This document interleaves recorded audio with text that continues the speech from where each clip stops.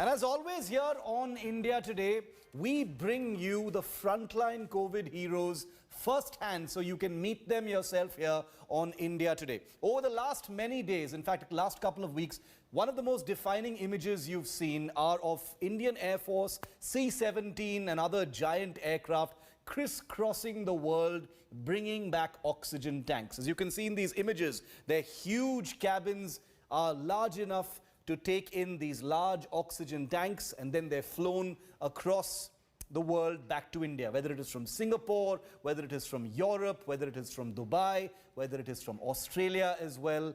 This is how the Indian Air Force is playing its own very, very crucial role amidst a critical life and death situation for India. And that's why it is my honor and my privilege to have with me live here on India Today Group Captain Rahul Singh, who is a veteran C-17 pilot.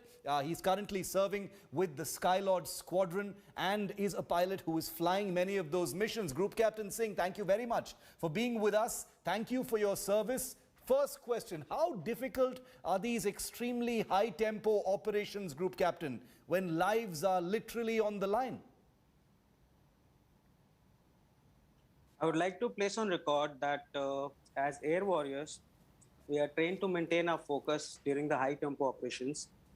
And since inception, we have been doing it regularly. In this case also, it's not new. We have been taking operations with proper preparations.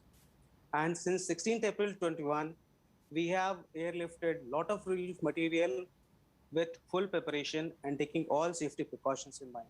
Is the Indian Air Force well-equipped, Group Captain, for this oxygen transport role? Because this kind of came out from nowhere. Were there modifications that needed to be done to the aircraft, or were you good to go?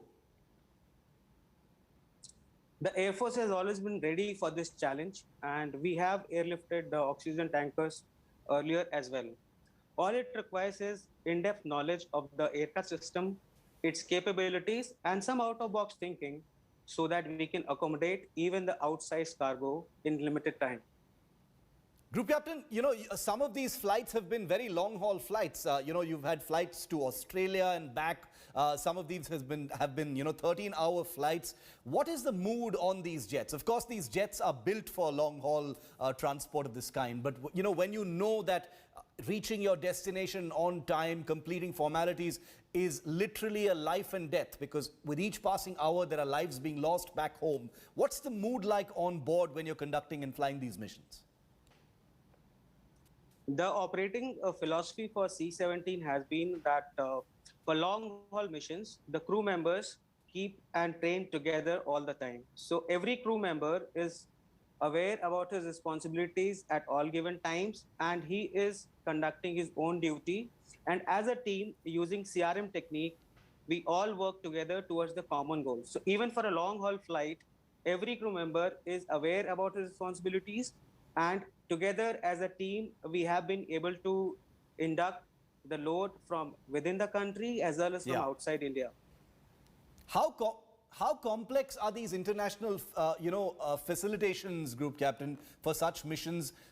Because we know there are lots of formalities that need to be gone through, from visa formalities to approvals and NOCs, paperwork. How quickly does all of this fall into place when you have such an urgent mission in other countries? Here I would like to place the record on the immense cooperation and support which we are getting, be it from the MEA or the civil authorities, as well as our missions abroad. So all these are taking active interest, and the necessary clearances are being expedited. The airports outside are also helping us, going out of their way to accommodate our parking. And the missions abroad, they have been very instrumental in positioning the load at the given time when we arrive, and then the diplomatic clearances also expedited. So I can say it's a whole teamwork which is going on at present, which is making sure that everything reaches in time. It's really good to hear that everything falls into place so quickly, because otherwise one would imagine that it can be quite time consuming. My final question to you, Group Captain, because I know you're busy, you have to get on to your next flight as well. And this is the first time that, a pilot from the Air Force involved in these missions is speaking to the media. So we're very privileged with that. your message to Indians, because Indians have been watching media, they've been watching your aircraft, they've been watching the great work you do. What kind of message would you like to give out to all Indians watching you right now? Sure, I'd like to say a small thing. All of us, when we are trained in our initial academies, we are taught service before self. And this is the best time to prove it that Indian Air Force is always ready to come up and stand up for the people when it's required. And Har Kadam Desh Ke Naam. This is what we want to follow. Group Captain Rahul Singh, it's been a pleasure and a privilege to hear from you. Thank you for taking the few minutes out in between your flights to talk to India today. We very much appreciate your time, and I can assure you that people listening have a better understanding of the great work that our forces are doing. So thank you very much. Happy landings for your next flight as well, and we'll be watching for the great work you do. Thank you very much, Group Captain Rahul Singh of the Indian Air Force. Moving on now from the